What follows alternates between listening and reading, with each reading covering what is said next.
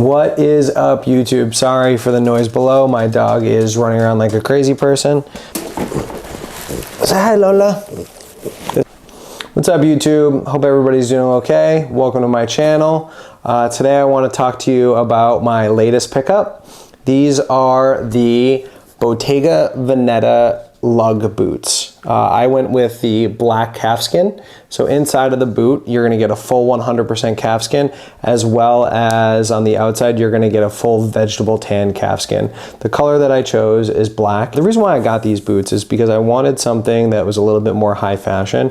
Typically, everything that I have has got a very kind of heritage look to it, or it's gonna be very much a traditional boot maker, something like a Church's or a Tricker's or an Alden, something along those lines. I wanted something a little bit more kind of avant-garde, but still timeless. The thing that makes these kind of a unique boot is, you know, it's got a big round toe, and then it's got a huge chunky heel. My favorite thing about them is the heel and the platform.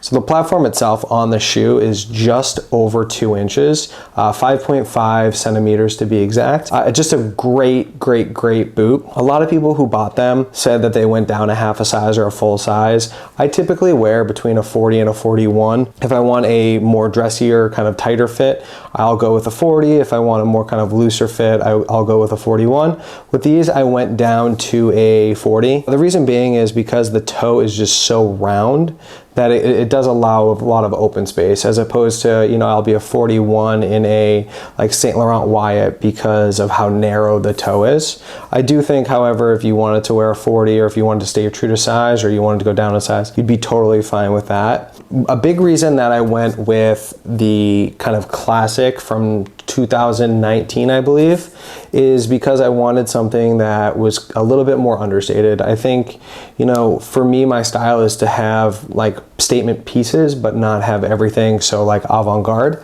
And I thought, you know, at $1,200, these are not an inexpensive boot. I wanted something that would last me for many years. Even if it did kind of go out of style a little bit and the chunky boot is not so much a big thing, I still think I could pull them off in kind of a different way. They're just all around a great boot.